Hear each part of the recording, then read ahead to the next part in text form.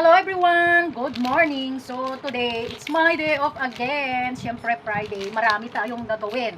Hindi tayo makapagpahinga. Imbes na magpahinga ka, wala kang time. Kasi nga, yan yung oras na marami kang ginagawa para sa iyong sarili. So ngayon guys, ang daming na babother sa aking mga puting buhok. Okay? Sa totoo lang, hindi ko na ito iniisip kasi pag lalagyan mo siya ng hair color, babalik at babalik pa rin. So, yung mga customers namin, yung mga nakakakita sa akin, mga kasamahan ko sa trabaho, ito lagi ang kanilang sinasabi sa akin na mga buhok kong puti-puti ayan. Hindi ko naman kinakahiya dahil lahat naman tayo ay pupunta sa ganitong stage ng buhay, di ba? So today, may binigay nung roommate ko sa akin na ganito. Ayan. It's a Garnier.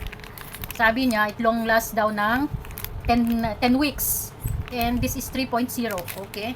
Binigay lang ito sa akin. And I think this is good. This is my third time na gumamit ng ganitong brand Garnier. Kasi ibang brand yung ginagamit ko. Ayan. So, meron akong dalawa. This is dark brown. Ayan siya. And meron pa akong isa. Binili, black. Pero ito muna ang gagamitin ko. Sabagay, matagal pa naman. And I think kasya na yung isa. Ewan ko ba bakit sila nababother sa aking buhok. Kaya ngayon, gagawin ko na nga. And dito ko mapapatunayan kung talagang itlong last ng 10 weeks. Pero I think isa, ano ba yan? Hair color. Dark brown. Ayan siya guys. Oh. Isang pakete, dalawa ang laman. This is the hair colorant and this is the developer. And, syempre, dahil mag-ano na nga lang ako, magkulay na ako ng buko, tatanggalin ko na rin yung mga balahibo ng aking legs. Ayan siya guys, ang dami na naman, oh. Marami na naman siya guys. Hindi ako nag-aahit. Kasi napansin ko, kapag nag-aahit kasi ako guys, makapal. Kumakapal yung mga buhok. And I am using this lavender. Okay, ayan. Ayan siya. Ayan ang laman. And meron na rin siyang spatula. At hindi pa yan nagtatapos ang aking papaganda. Magtatagal na rin ako ng aking balahibo. Ayan, guys, tumubo na naman. Hindi na ako nag-shave. Kasi napansin ko pag nagsishave ako, nasusugat at saka nangingitim. Guys, mas maputi talaga itong isa na to. Ayan. Kaysa dito. Kasi, 1 year akong nagkaroon ng frozen shoulder. So ngayon na itataas ko na siya. Thanks God. More than 1 year ko ito tiniis guys. Yung, alam mo ba yun? Nakaka-relate yung mga nakaranas na ng frozen shoulder. Ayan guys. Maigalaw-galaw ko na. Thanks God naman. Kaya ayan, pumuputi na rin. And ito yung aking ginagamit. Oh, ayan guys. And ito ay matipid. Kasi 3 times ko na itong ginamit. Meron pa siya, oh. Ang napansin ko din, mula noong gumagamit ako ng mga ganito, hindi na siya masyadong tumutubo ng makapal. Kumbaga, kunti na lang yung mga tumutubo, hindi na gaya dati, oh. Diba? Kapag yung maitim ang kilikili natin is nahihiya tayo. Pero ako wala akong paki guys. Ayan na nga eh. Naitim na parang naitim nga kasi nga may buhok. Pero mamaya, medyo puputi. Pero talaga ito, mas maputi. So ayan guys, ito yung aking mga ganap ngayong araw na to guys. So timplahin ko muna. I think, dalawa na lang ang gamitin ko. Sandali. Kasi masyadong grabe talaga ang init ngayon guys, kaya ay my gosh, ay kulang, kaya kailangan ilagay ko lahat guys, kasi makapal yung buko. Pero sabi nila mas maganda daw paghaluan mo ng conditioner, so hahaluan natin. And this is the developer.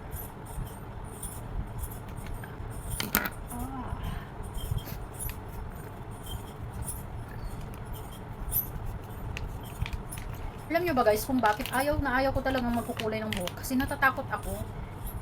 Baka magka-allergy. Sana naman hindi.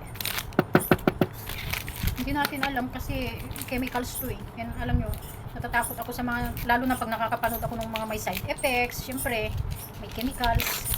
Yun ang iniingatan ko guys. Meron din siyang dalawa. Same.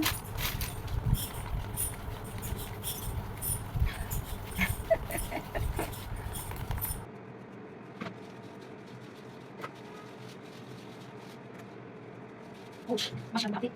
Ayos. Ano mo guys kasi yung hapit ko na. Ano ba? Nakatouch yung aking sinakita ko.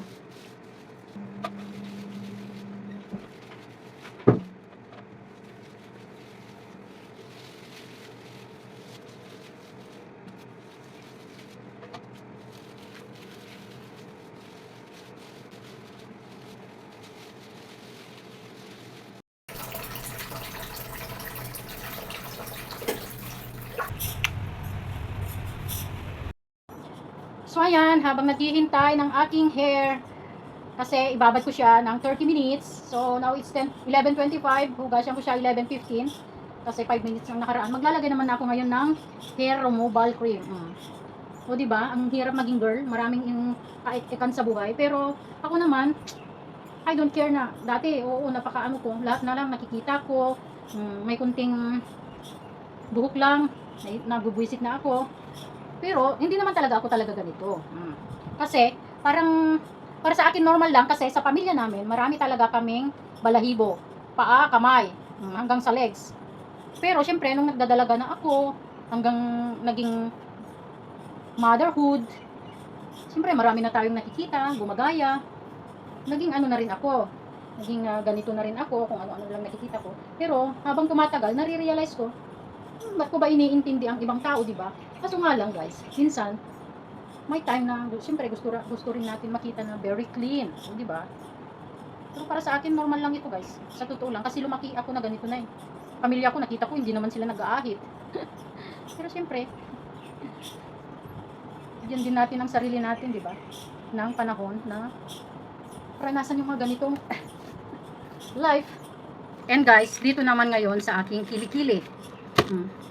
Ulang ang kailangan natin. Ayan. At pulbo. Maglalagay ako ng kunting pulbo. Ay, yucks. This is messy.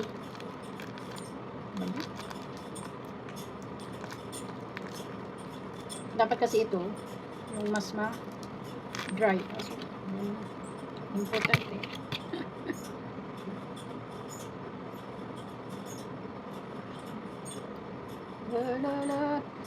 Turn around my love. Every now and then I fall apart, and I need it all the time. Yan na lang sa gitna kasi dyan lang naman ang buhok.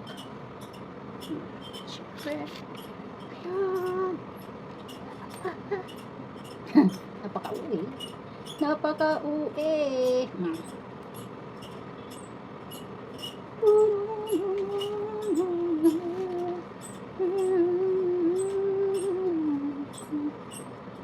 One, two, three.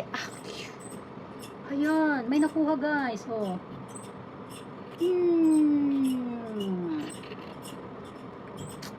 Sakit. Ang galing oh, natanggal lahat oh. Isang bunutan lang.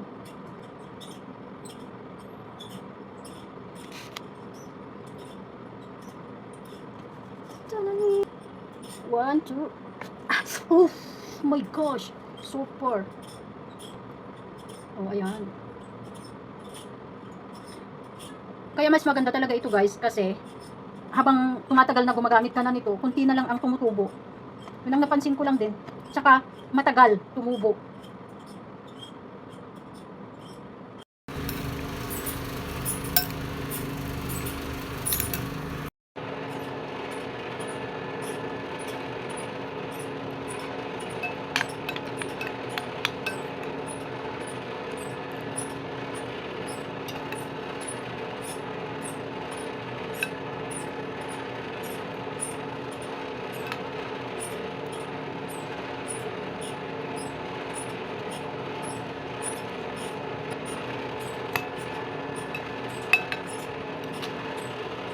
guys, na-dry na yung aking hair and natakpan yung aking mga white hair. Ayan guys, oh.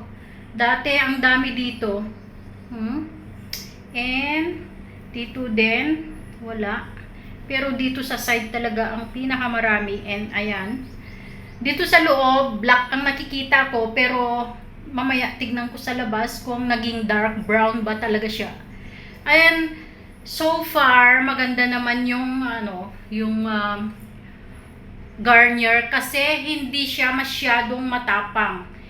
Meron siyang amoy pero very very light lang siya. Hindi kagaya ng mga iba kong ginagamit na masyadong matapang, masakit sa masakit sa ulo, masakit sa ilong. And ito, kunti lang. So, ayan, ito lang ang update ng aking hair color. Guys, kain tayo ng dinner. Ito yung aking ulam, sardinas na may malunggay and itlog.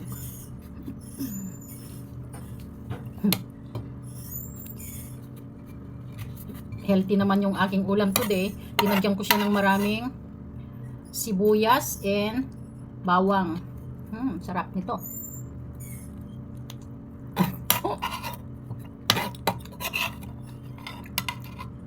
Yan guys, malunggay.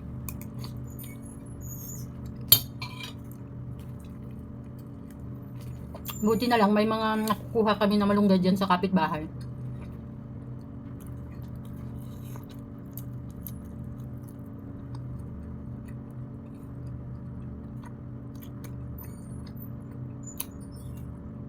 Yung mga iba, linalaga yung dahon ng malunggay tapos iniinom. Pero ayaw ko, mapait. Di ba lang ihalo ko na lang sa ulam ko.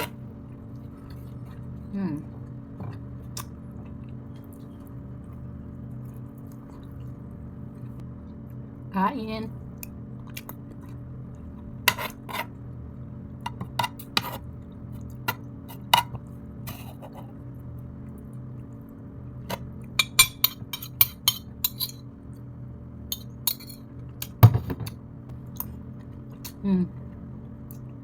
Sarap guys. Solve na ang aking dinner. Mas gusto ko pa na ito na lang kaysa yung isda kasi na natitinikan ako. Grabe yung sakit sa lalamunan ba. Lagi akong may tinik. Lagi kong nakakain yung tinik. Kaya minsan ayaw kong kumain ng isda. Maliban kung kung prito at bagong prito talaga, yun, crunchy pa yung buto.